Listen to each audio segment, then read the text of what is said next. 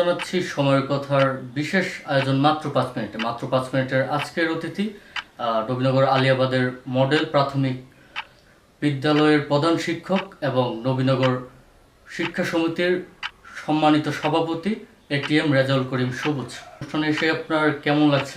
ধন্যবাদ আপনাকে। আমি প্রথমত ধন্যবাদ জানাই সময়ের কথাকে। সময়ের উপযোগী একটা বিষয় নিয়ে আলোচনা করার জন্য আমি আসলেই খুব আনন্দিত। সেই সাথে সময়ের কথা পরিবারকে আবারও ধন্যবাদ। স্যার, আপনার কাছে প্রথমেই যে বিষয়টি আমি জানতে চাইবো যে বর্তমান শিক্ষা ব্যবস্থা নিয়ে আপনার মতামত কি? ধন্যবাদ আপনাকে। বর্তমান শিক্ষা ব্যবস্থা সম্পর্কে আমার মতামত যদি আমি সংক্ষিপ্তভাবে বলতে চাই যে আসলে বর্তমান শিক্ষা ব্যবস্থাটা বাস্তবমুখী। আমাদের শিক্ষা ব্যবস্থাটা এখন টোটালি শিক্ষার্থী নির্ভর এবং শিক্ষার্থী কেন্দ্রিক। সেক্ষেত্রে আমি বলবো আসলে খুব চমৎকার।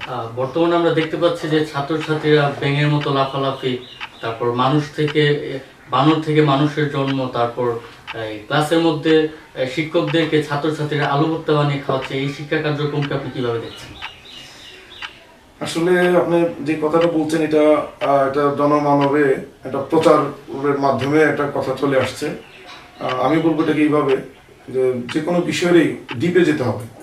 আপনি যদি একদিনে একটা বিষয়কে নিয়ে এটা ফলাও করেন তাহলে কিন্তু শিক্ষা কারিকুলাম শুধু একদিনের বিষয় না, এটা অনেক দিনের বিষয়। আজকে যেমন আমরা প্রাথমিক লেভেলে আমরা কাজ করি, বিশেষ করে আমি একীভূত শিক্ষার ট্রেনার হিসাবেও কাজ করেছি। ওখানেও কিন্তু আমরা বেলুন দিয়ে একটা একীভূত শিক্ষার ধারণা, ভিন্ন ভিন্ন ধারণা এটা বোঝানো হয়েছে। এখন আপনি কেউ যদি শুধু গিয়ে দেখে যে শিক্ষকরা বেলুন নিয়ে খেলছে তাহলে কিন্তু এটা খেলা মনে হবে, কিন্তু আসলে কিন্তু খেলা না, ওটা একটা ধারণাকে বদ্ধমূল করার জন্য একটা ট্রেনিংয়ের ব্যবস্থা।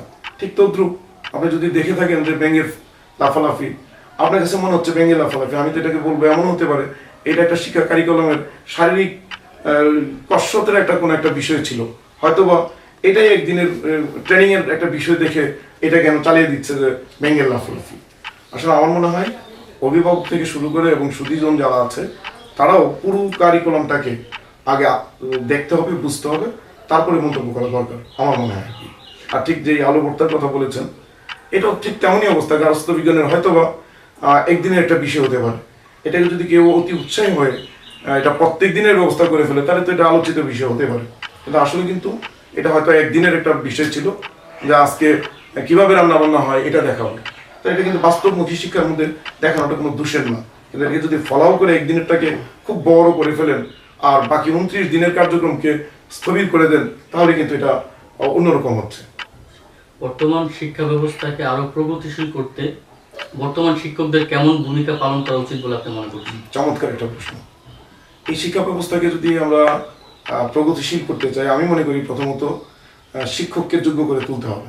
যে কারণে বর্তমান সরকারও শিক্ষকদেরকে বিভিন্ন ট্রেনিংয়ের ব্যবস্থা করছে। যেমন আমাদের প্রাথমিক সেক্টরে বেস্ট ট্রেনিংয়ের ব্যবস্থা করেছে। শুধু ট্রেনিং হলে হবে না, আন্তরিকতা সম্পন্ন শিক্ষকের প্রয়োজন হতে হবে। এবং যদি আমরা মানসম্মত শিক্ষক পাই এবং মানসম্মতভাবে শিক্ষা দান করতে পারি তাহলে কিন্তু এই শিক্ষা কার্যক্রমটা আরও প্রতিফলিত হবে। তবে তার জন্য আমি বিশেষ করে মনে করি শিক্ষককে আগে সম্মানজনক অবস্থানে রাখতে হবে, তাদেরকে সম্মান দিতে হবে, শিক্ষককে সর্বোচ্চ সম্মানের ব্যবস্থা করতে হবে। তাহলেই শিক্ষা জাতিগতভাবে স্বশিক্ষায় শিক্ষিত হয়ে শিক্ষিত জাতি হিসাবে করতে পারবে। আর শিক্ষককে সম্মান না দিয়ে আপনি একটা বড় কাজ করে ফেলবেন, আমার মনে হয় না এটা কতটুকু ফলপ্রসূ হবে। সেক্ষেত্রে সকলকে আগে শিক্ষকের প্রতি আস্থাশীল এবং শ্রদ্ধাশীল হতে হবে, নৈতিকতা সম্পন্ন ব্যক্তি শিক্ষক হতে হবে। শিক্ষার্থীদেরকে মনোযোগী করার ক্ষেত্রে অভিভাবকদের কি পরিমাণ সময় ব্যয় করা উচিত বলে আপনি মনে করছেন? কথায় আছে যে শিক্ষা কার্যক্রম সঠিকভাবে বাস্তবায়ন করতে হলে তিনটা পক্ষের একদম জোরালো ভূমিকা দরকার। সেটা হচ্ছে শিক্ষক, শিক্ষার্থী এবং অভিভাবক। এখানে এই তিনটা সেক্টরকে একত্রিত করার প্রথম দায়িত্ব হচ্ছে শিক্ষকের। শিক্ষক যদি মানসম্মত শিক্ষক হয় তাহলে তিন সেক্টরকেই একত্রিত করা যায়। আর যেখানে এই তিনের সমন্বয় ঘটেছে সেখানে শিক্ষার মানও ভালো আছে। আমি সেক্ষেত্রে বলবো বিশেষ করে আমাদের গ্রামীণ অঞ্চলে মাদেরকে সচেতন করতে হবে। সেই লক্ষ্যে মা সমাবেশ, অভিভাবক সমাবেশের মাধ্যমে যদি আমরা শিক্ষার গুরুত্ব এবং মাদের ভূমিকা কি হতে পারে, মাদেরকে বাচ্চাদের সঙ্গে কীরকম আচরণ করতে হবে সেটা যদি আমরা বুঝিয়ে দিতে পারি, তাহলে অবশ্যই শিক্ষাটা ফলপ্রসূ হবে। সামনে কেমন প্রজন্ম দেখতে চান?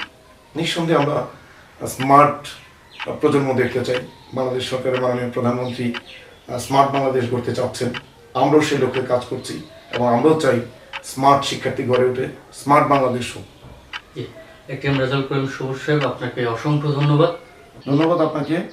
আর সেই সাথে আমি ধন্যবাদ জানাচ্ছি দেশ বিদেশ থেকে যারা এই প্রোগ্রাম দেখছেন, তাদেরকে আমার তরফ থেকে আন্তরিক ধন্যবাদ, এবং বিশেষ করে এই সময়ের কথাকে আমি আন্তরিক ধন্যবাদ জানাচ্ছি আমার শিক্ষকের পক্ষ থেকে এবং নবীন উপজেলার সকল শিক্ষকের পক্ষ থেকে আবারও আন্তরিক ধন্যবাদ এবং সালাম জানাচ্ছি। দর্শক, আমরা কথা বলছিলাম বর্তমান শিক্ষা কার্যক্রম নিয়ে। তো এতক্ষণ আমাদের সাথে থাকার জন্য অসংখ্য ধন্যবাদ। এরকম প্রোগ্রাম নিয়ে আবারও আমি হাজির হব, আবারও দেখা হবে। ততক্ষণ পর্যন্ত ভালো থাকবেন। আল্লাহ হাফেজ।